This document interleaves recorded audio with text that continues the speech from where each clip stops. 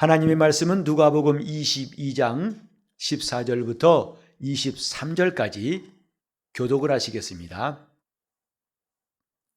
때가 이름에 예수께서 사도들과 함께 앉으사 이르시되 내가 고난을 받기 전에 너희와 함께 이 유월절 먹기를 원하고 원하였노라. 내가 너희에게 이르노니 이 유월절이 하나님의 나라에서 이르기까지 다시 먹지 아니하리라 하시고 이에 잔을 받으사 살해하시고 가라사대 이것을 갖다가 너희끼리 나누라. 내가 너희에게 이르노니 내가 이제부터 하나님 나라가 임할 때까지 포도나무에서 난 것을 다시 마시지 아니하리라 하시고 또 떡을 가져 살해하시고 떼어 저희에게 주시며 가라사대 이것은 너희를 위하는 준 내 몸이라. 너희가 이를 행하여 나를 기념하라 하시고 저녁 먹은 후에 잔도 이와 같이 하여 가라사대 이 잔은 내 피로 세우는 새 언약이니 곧 너희를 위하여 붓는 것이라. 그러나 보라 나를 파는 자의 손이 나와 함께 상위에 있도다. 인자는 이미 작정된 대로 가거니와 그를 파는 그 사람에게는 화가 있으리로다 하시니 저희가 서로 묻되 우리 중에서 이 일을 행할 자가 누구일까 하더라. 오늘도 하나님 앞에 나와 예배하는 여러분 심령이 복이 있고 하나님의 사랑이 가득하시기를, 그래서 하나님의 형통으로 늘 형통하시기를 예수 이름으로 축원합니다. 하나님을 아버지라 부른다는 거 참 신기하지요. 또 예수를 나의 주님으로 모시고 산다는 것이 보통 일이 아닙니다만은 우린 종종 이것이 실감이 안 날 때가 있고 심지어 어떤 때는 의심이 들 때까지도 있습니다. 과연 믿는가? 나는 예수님을 따라가고 있는가? 또 내가 지금 믿는 자인가? 이렇게 해서 나중에 우리는 천국에 간다는 것이 확실한가? 여러분 이런 생각하신 적 있습니까? 요즘 인터넷에 나오는 설교들을 보면은 눈에 띈 경향이 있습니다. 그게 뭐냐면 설교자들의 설교 가운데에서 점점점 많아지는 내용이 뭐냐? 이대로 하면은 구원받기 어렵다는 내용들이 점점 많아져요. 어떤 한 목사 정도가 아니라 여기저기서 이런 소리가 많이 나오고 있는 거 보면 주님께서 가까이 오시는 것도 이젠 많이 늦게 되는 것 같습니다. 우리가 믿는 것은 장차 주 예수의 나라에 들어가는 것이고 주님 말씀하시기를 나를 믿는 자는 나 있는 곳에 너희도 있게 하리라고 하셨습니다. 이것이 구원이에요. 구원은 내가 교회에 나온다고 구원이 아니라 지금 예배 드린다고 구원받는 게 아니라 마침내 구원의 결국은 영생의 나라에 들어가는 겁니다. 그래서 우리가 예수 믿는 그 시간이 귀한 것이고 믿음을 지키는 게 귀한 것이고 또 주님 뜻대로 사는 것이 귀한 것. 이것은 마침내 주님의 나라, 아버지 집에 가서 거하는 것이 있기 때문에 우리가 믿음을 지키려고 하고 세상과 싸우려는 거 아니겠습니까?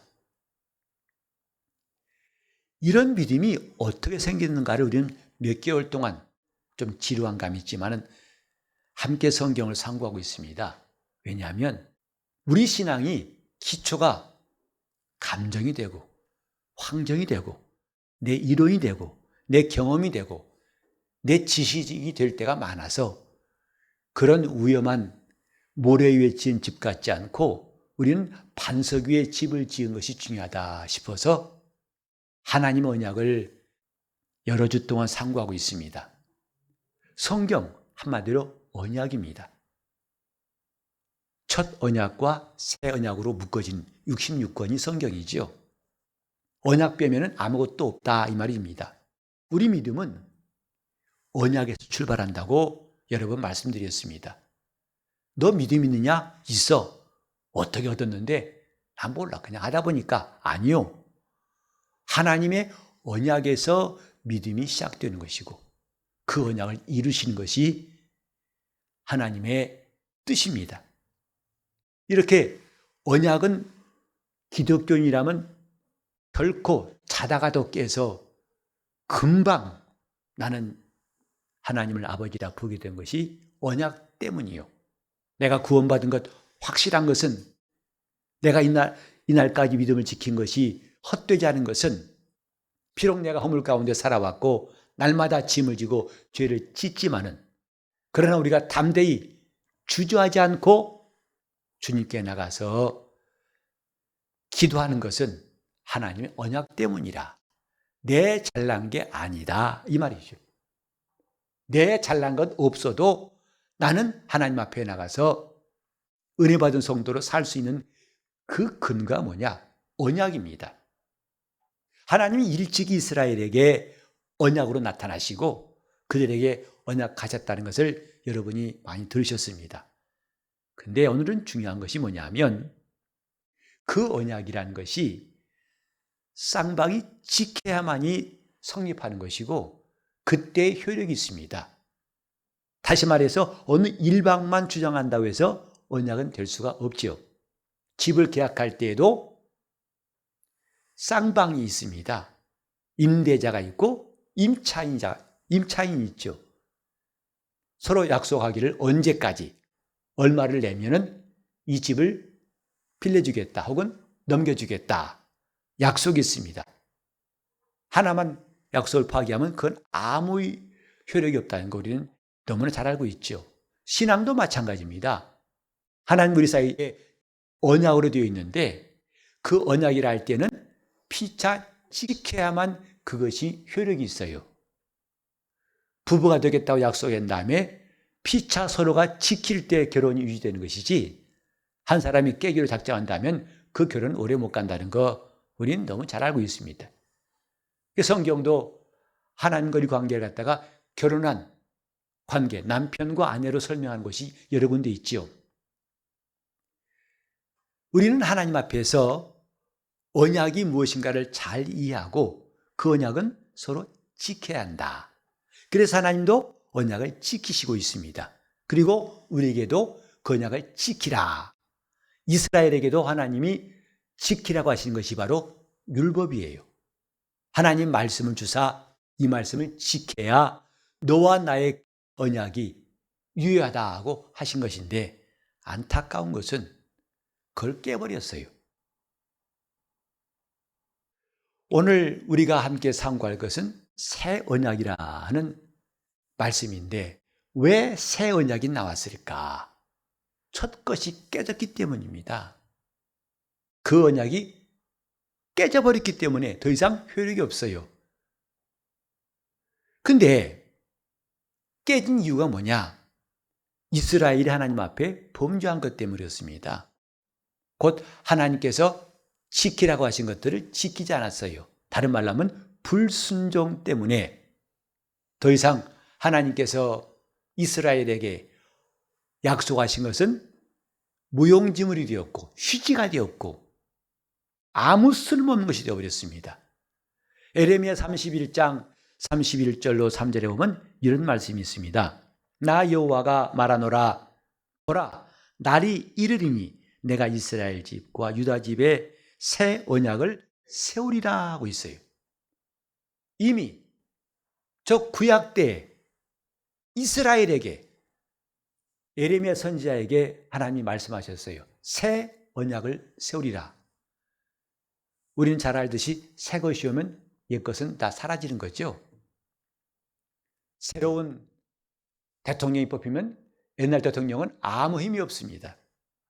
마찬가지로 새 언약이 세워지는 동시에 첫 언약은 아무 유익이 없습니다. 하나님이 이렇게 새 언약을 세우겠다 하신 것이 이스라엘의 소망이에요.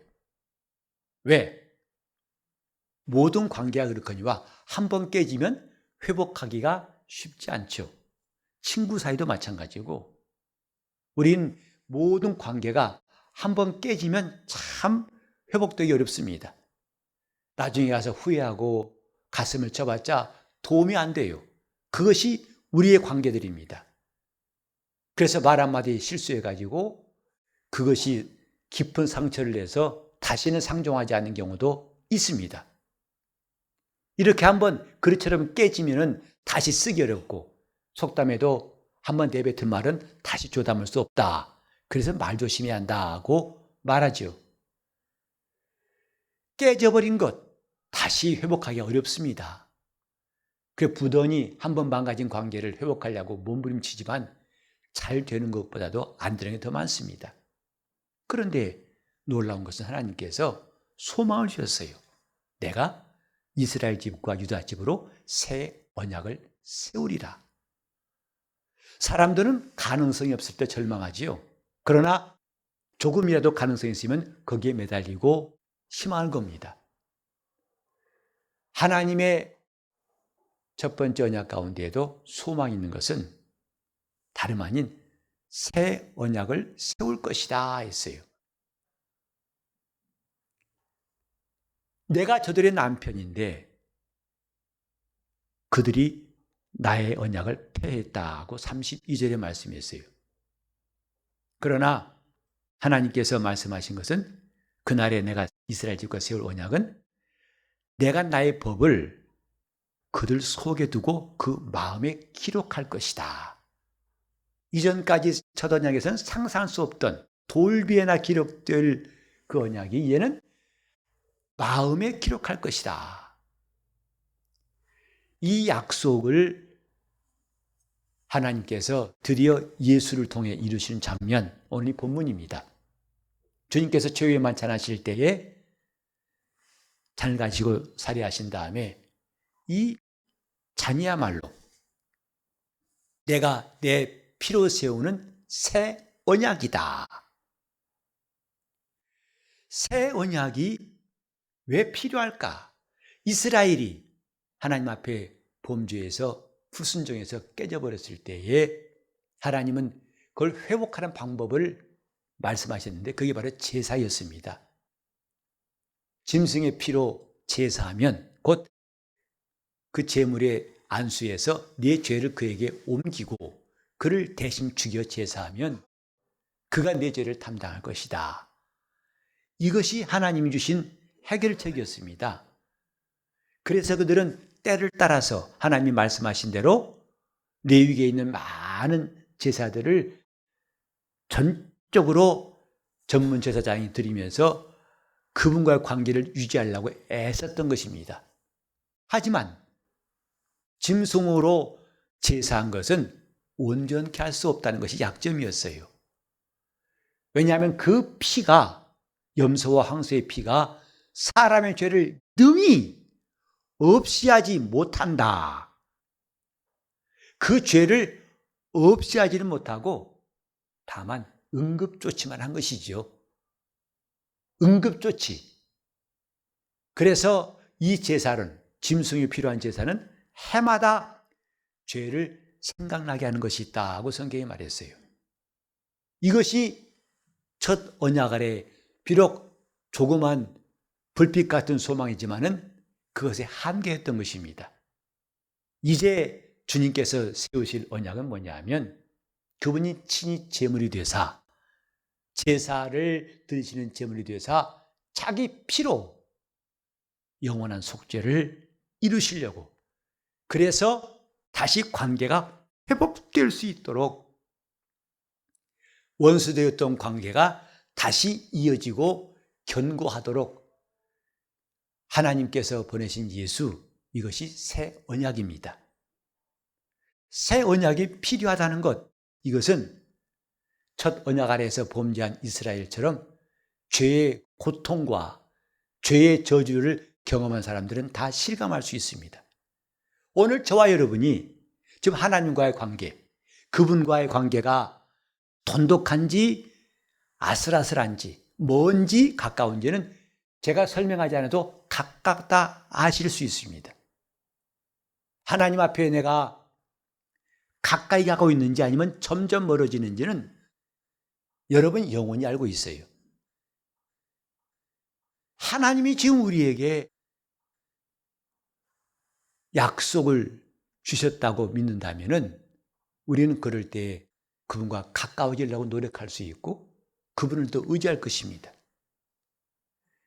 하나님이 우리에게 새 언약을 주셨다. 이게 복음의 메시지예요. 우리가 오늘 새 언약이라는 것을 알았다면 그 과거에 이스라엘이 받았던 언약으로서는 하나님과의 관계가 회복될 수 없다는 것. 그것은 곧 율법이 사람을 의롭게 할 수 없고 구원할 수가 없고 관계를 온전히 만들 수 없다는 것이 한계이기 때문에 하나님이 죄 있는 모양으로 아들을 보내셔서 그가 놀라운 일을 행하신 것입니다. 이게 새 언약이에요. 우리가 지금 알아야 할 것, 오늘 새 언약에 대해 세 가지를 좀 말씀드리려고 하는데, 새 언약은 첫 번째로 구주가 계신 것이 새 언약이다. 이게 무슨 말이냐면 첫 언약 때는 구주가 없다 이 말이에요. 구주가 없어요. 그래서 범죄하고 불순종하면 끝이에요. 심판이 남아있어요. 이게 절망인 것입니다. 그래서 하나님께서 그 절망하지 말라고 구약 때 보면 도피성을 마련해 놓으셨는데 이스라엘 사방 6군데에 어디서든지 힘써 뛰어가면 하루 만에 갈 수 있는 도피성을 각 지역마다 등거리로 만들어 놓으셨어요. 그래서 절망을 하지 말라. 이것이 구약이 남긴 희망이에요. 너희가 비록 범죄하고 약속이 깨졌을지라도 포기하지는 말라.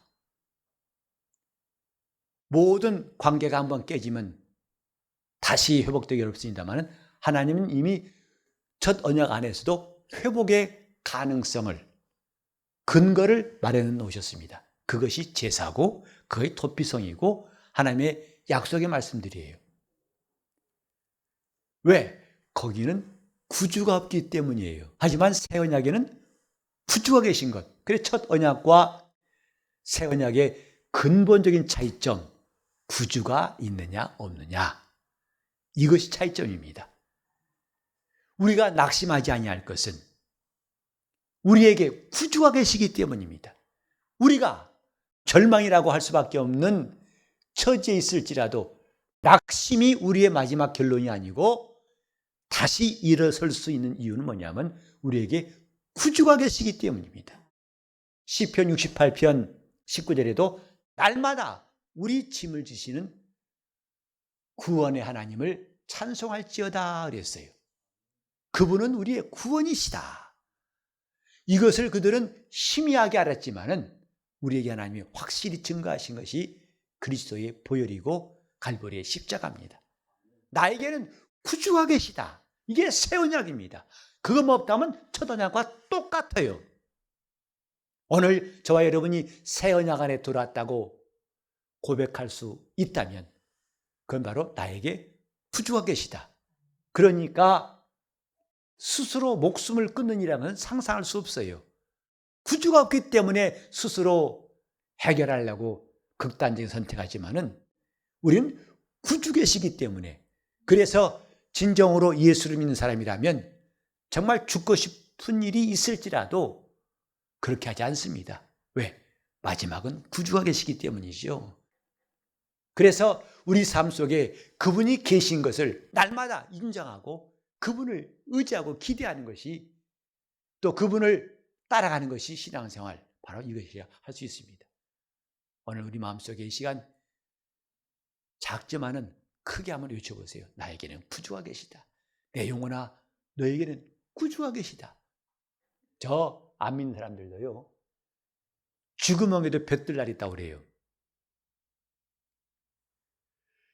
그런 정도, 우리는 막연한 가능성이 아니라 이 볕드는 조그만 구멍 정도가 아니라 구주, 만유의 주가 되신 예수께서 구주가 되신다. 내 영혼이 가진 소망이 바로 이것입니다. 나에게는 구주가 계신다. 두 번째로, 새 언약이라면 구주가 계시기 때문에 기회가 있는 것이다 이 말이죠. 이미 성경에 말씀하시기를 보라, 지금은 은혜 받을 만한 때요, 구원의 날이다. 첫 언약에 없는 것이 바로 구주가 없다면, 다른 말로 하면 은혜가 없다는 뜻입니다. 용서가 없다는 뜻이에요. 심판은 이때 용서가 없다는 뜻이다 이 말이죠. 그게 첫 언약이란다면 신약에서는 이제 우리에게 은혜가 임하였다. 은혜라는 것은 그냥 기분 좋고 따뜻하고 부드러운 것이라는 그런 감촉으로 따지지 마세요. 은혜란 말은 구주의 손길을 말하는 겁니다. 구주의 숨소리, 구주의 입김, 그분의 손길을 말하는 것이 이게 은혜예요. 그래서 우리가 환난을 당할 때에 능히 피할 곳이 있고 나를 도울 분이 계시다는 것, 이것이 은혜입니다. 성경에 이런 말씀이 있죠. 두 사람보다 한 사람이 나으냐 아니면 한 사람보다 두 사람이 나으냐. 여러분, 두 사람이 낫겠어요? 하나는 낫겠어요? 성경은 혼자 있으면 넘어져도 일으킬 자가 없다고 그랬어요. 그러나 둘이 있으면은 그가 넘어져도 자빠지지 않고 일으켜 세운다고 말했습니다. 단지 사람 숫자 말하는 것이 아닙니다. 더 나아가서는 물론 혼자보다는 둘이 낫죠. 그러나 숫자 둘이란 말이 아니라 나에게 도울 그분이 계시냐 그렇지 않느냐, 이 차이를 말하는 겁니다. 둘과 하나 문제가 아닙니다. 그분이 계시면 다 되는 것이고 그분이 안 계시면 아무것도 안 되는 겁니다. 이렇게 그분이 계신 줄 알았다면 지금은 기회다. 어떤 기회냐? 용서받을 기회고 새로워질 기회고 다시 살 수 있는 기회고 회복될 수 있는 기회고 감사할 수 있는 기회고 일어설 수 있는 기회고 다른 박자할 수 있는 기회고 이길 수 있는 기회고 담대할 수 있는 기회고 가슴을 쫙 펴고 담대히 하나님 편에 나갈 수 있는 기회가 그분이 계시기 때문에 그렇습니다. 보세요. 아이들은 부모가 있으면 아주 담대해집니다.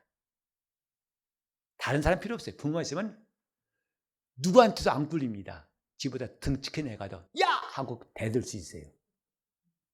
뒤에 누가 있기 때문이죠.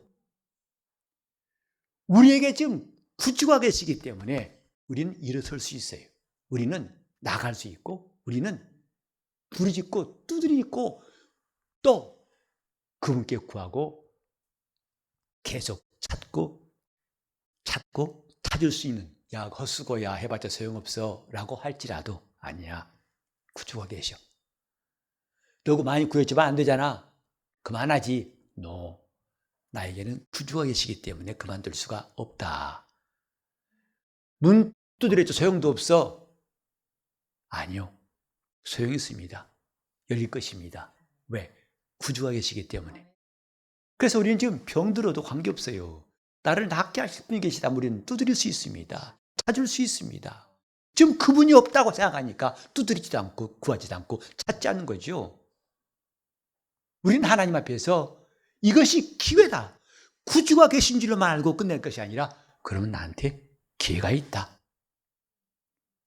어떤 분하고 상담하다 보니까 그분의 심히 낙심했어요. 자기 처지가 믿는 자라 할지라도 포기할 수밖에 없는 상태. 자기 영혼도 스스로 낙심할 수밖에 없는. 그래서 자기는 길이 없다고 낙심합디다. 하다가 또 안 되겠나 봐요. 나 가능하겠냐고. 기회가 있겠냐고. 제가 들어봐도 정말 저 사람 같은 경우에는 내가 글쎄요 라고 할 수밖에 없는 상황이었었는데 문득 제게 든 생각이, 기회가 있습니다. 당신이 회개할 마음만 있으면 얼마든지 하나님이 기회를 주신 줄 생각하세요. 더 나아가서 당신이 아직 숨을 쉬고 있다면 하나님은 지금까지 기회를 주신다고 생각하세요. 십자가상의 강도 기억하시죠? 그는 평생 남한테 좋은 소리 들어본 적 없습니다. 오히려 다 그를 죽이라고 내놨어요. 그러나 그는 자기 생의 끄트머리에서 예수와 함께 달린 그 순간에 주님을 비방하는 동료를 꾸짖고, 내가 동일한 정죄받고서 어떻게 저분을 비난하느냐, 저분에게는 옳지 않은 일이 없느니라, 저분은 의인이시다. 그리고 주 예수여 당신 나라에 임하실 때 나를 생각하소서. 주님은 그 기도에 즉시 응답하셨어요. 내가 오늘 나와 함께 낙원에 있으리라. 그게 기회였습니다. 우리는 내 생의 마지막까지도 기회가 있다는 사실을 잊지 말아야 됩니다. 왜? 구주가 계시기 때문에. 내 신념이 어떻고 내 의지 어떻고 그건 뒤로 하세요. 구주가 계시기 때문에 우리는 낭망할 수 없습니다. 주님께서도 항상 기도하되 낭망치 말아야 된다. 모든 기도에 감사함으로 아뢰라 하신 뜻이 뭘까? 구주가 계시기 때문에 될 것 같지도 않아요. 지금 형편으로서는 감히 희망 가질 수 없어요. 괜찮습니다. 아직 기회가 있습니다. 왜? 구주가 계시기 때문입니다. 이것이 새 언약이에요. 세 번째로 이렇게 새 언약이 있다면 우리는 중요한 사실 하나 깨닫습니다. 제가 모두도 말씀드렸습니다만 오늘 많은 기독교인들 가운데에서 천국은 가고 싶은데 이대로 자기 마음대로 사는 일을 그치지 않습니다. 구원은 받고 싶은데 주님 앞에 결단하는 일들이 매우 드물죠. 그래서 그 사이를 왔다 갔다 하죠. 그래서 이른바 근자감 들어보셨어요? 근거 없는 자신감. 괜찮아. 나는 예수 믿으니까. 난 은혜 받았으니까. 라고 하지만은 위험하고 또 위험한 외주를 타는 것 같아서 걱정스러울 때가 있는데 우리는 그런 경우도 있고 또 정반대로 아까 말씀드린 것처럼 과거에는 믿었지만 이제는 거의 상실한 마음, 다 자포자기한 마음, 자기는 이제 버림받은 것 같다고 해서 낙심할 때도 있고 이 두 가지가 다 극단이에요. 즉 이쪽도 맞지 않고 저쪽도 맞지 않다. 즉 절망과 낙심도 맞지 않고 근자감도 맞지 않다. 뭐냐? 우리는 주님께 돌아오면 됩니다. 아무리 멀리 떠났을지라도 돌아오면 된다 이 말이죠. 자꾸 돌아오는 거예요. 우리가 한 주간 동안 살면서 주님 앞에 잘했다고 내놓을 수 있는 것이 거의 없죠. 저도 마찬가지예요. 마음의 생각이라든지 내 입의 말들이 내 행위가 주님 앞에 실망을 끼친 게 더 많지 주님 녀석 잘하고 있지요? 라고 내놓을 것이 없어요. 그럴지라도 우리는 근거 없는 자존심으로 자신감으로 자기를 위로하는 것도 옳지 않고 그래야마저 나는 죽일 놈이야. 나는 버림받았어. 쓸모없어. 이것도 옳지 않고 나는 새 언약 안에 있는 사람이니 나에게는 구주가 계시니 나에게는 기회가 있으니 돌아가면 된다. 돌아오는 겁니다. 즉시 돌아오는 겁니다. 가능하면 즉시 돌아오는 게 좋아요. 하루보다도 이틀 있는 것보다도 당장 돌아오는 게 훨씬 낫습니다. 그래서 탕자가 깨닫고 나서 돼지의 지업 열매로 배불리는 것이 얼마나 한심하고 처량한지 깨닫고 그러나 아버지 집에는 품꾼들이 얼마나 잘 지내고 있는가 이것과는 비교할 수 없지 않은가 깨닫는 순간에 즉시 돌이켜서 아버지께로 오더라 했습니다. 돌아오는 것. 기독교인들은 돌아오는 것에 대해서 끝없이 오뚜기처럼 열심을 내야 됩니다. 한번 넘어졌다고? 아니요. 일어서면 됩니다.